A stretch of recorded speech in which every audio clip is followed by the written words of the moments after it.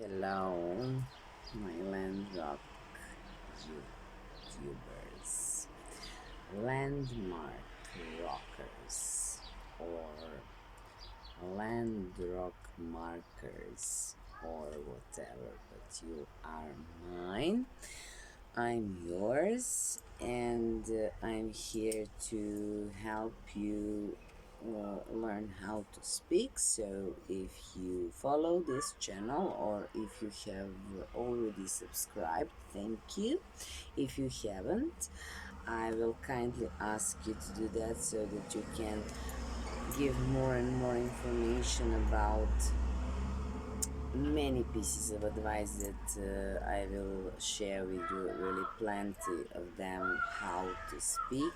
And of course, if you like this video, give me a thumb up or like it. I will be really thankful and grateful, because the more people see this, the better for everybody, because I don't think that I have some special ideas and innovations in teaching and learning English that you cannot find anywhere but only on my channel.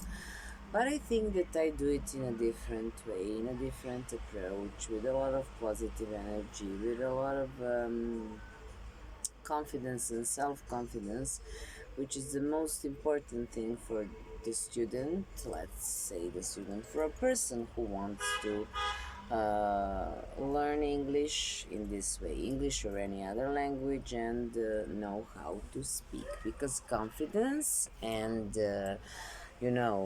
belief in yourself is the first step and very important, because when you uh, have no troubles when you speak, when you are relaxed, when you don't think about grammar too much or about mistakes or about anything, then it goes very smoothly, slow, fluently. It goes without any troubles, and you are proud of yourself because you can communicate. Again and again, I will remind you that I never expect from my students to do what they cannot do. So I always try to um, speak or do anything in terms of English to the extent they can, to the level they can. So my priority is what they can do, not what they can't do. So I do not force them to speak. At the beginning, of course, I give them elementary grammar rules, because without them they will speak some strange English who will not be which will not be understood. And I try that these grammar rules or advice or whatever I give them is really not boring, and first of all useful, and always repeat that through another conversation, through writing, through revising, asking questions, answering to their questions, because I really believe that if you just learn something and then move on to another topic or another words, vocabulary, grammar, construction, structures, whatever, without revising the old ones, you will not have any success, or your success will be really, really slow. One of the things, yeah, of course, when I teach anyone, let's say my students or online students or people from other countries who cannot speak Serbian but would like to, I always try to remember the things that were my nightmares and were torturing me, and in many cases, almost 90%, the same things torture the people I teach. One of them is should I say will or going to, and I always, when I teach them that, focus on planning or unplanning situations. For example, summer holiday is coming, and we all have some plans, or we don't have any plans. In case we don't have any plans because of the whole situations that happened and luckily is over, we can talk about our summer holiday using will. Like, I think I will go somewhere. I hope I will go somewhere. I want to go somewhere, so um, I feel I will go to the spa, maybe to the mountains if I cannot go to the seaside. But if I have already, for example, paid for my seaside arrangement and package holiday, and if I'm absolutely sure that I'm not afraid of any mm, sides of side effects of corona or anything, and if I'm not afraid that something bad can happen to me or my children or my family there, then I will absolutely and for sure say I'm going to travel to Greece or to any other country where I can travel. So this is my plan, and everything that I planned, and I'm for sure, and I can for sure say that it's going to happen, I will use going to. It is also true that it's a, let's say, proverb: when people make plans, God just smiles somewhere up in the heavens, because nothing can be planned, because everything you plan can change in a second, in a minute, like this. Again, people plan, and it's of course normal to have some plans, to organize your life, to organize your time, to manage your life, to manage your time. Again, back to the topic. For all your plans, use going to. Actually, be plus going to plus verb. But even those are just plans, and I hope you're also enjoying your afternoon coffee like I'm doing right now. I always drink coffee at this time. I like coffee very much, by the way. It doesn't mean that everything should be with be plus going to plus verb. You can say, okay, I'm going to travel to Greece this year. I'm going to pack fewer things than usual because I'm really fed up with taking too many bags or suitcases or stuff like that. I'm going to buy this or that for the trip, for kids, for me, for my husband, for my family, stuff like that.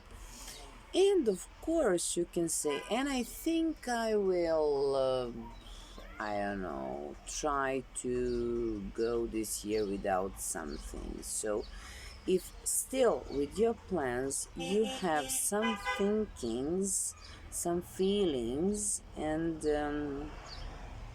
some decisions that you now make at the moment of speaking, you will use will. Okay, so I'm going to go there. I'm going to visit Greece. I'm going to travel to, I don't know, wherever. But I think this year I will try to be more economical, or I will try to use or take all advantages of going there. I will try to get up earlier, to swim more, to sunbathe less, or to sunbathe more, or to walk more, or anything. I just want to tell you that you cannot stick only to one tense, and if you think about your plans, say, okay, plans means going to and nothing else. No, no, feel free to use other tenses too, but just control them.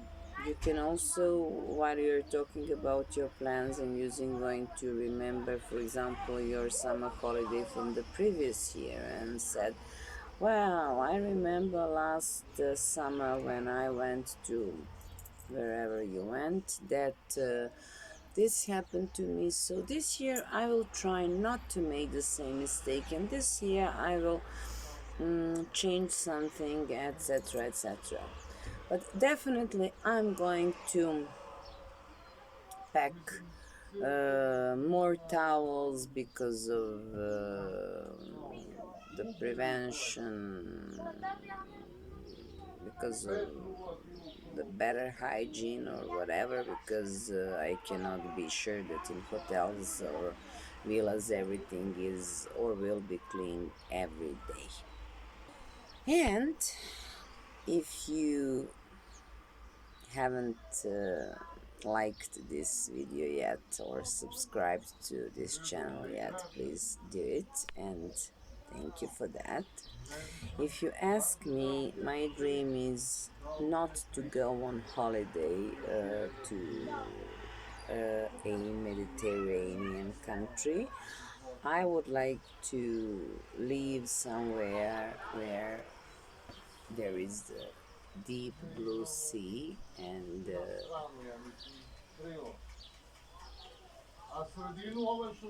it can be described, the sound of waves and the smell of the air. So this is my wish, to have a tiny house or place where I can live with my family, and we can of course work something to survive, and kids to go to school, finish their schools, and decide what they will do with their lives. But this is really my dream, and this has been my dream for a long time, and I still believe it. And I will be happy if it comes true in 10 years, maybe, but if it comes true. So the point is, make plans, have wishes, and imagine things and dream about that, and believe in that. Believe in your plans, in your wishes, in your dreams, in your imaginations. Belief, last but not the least, is the maybe first thing that I should have mentioned. So believe in everything you do or you're planning to do. Okay?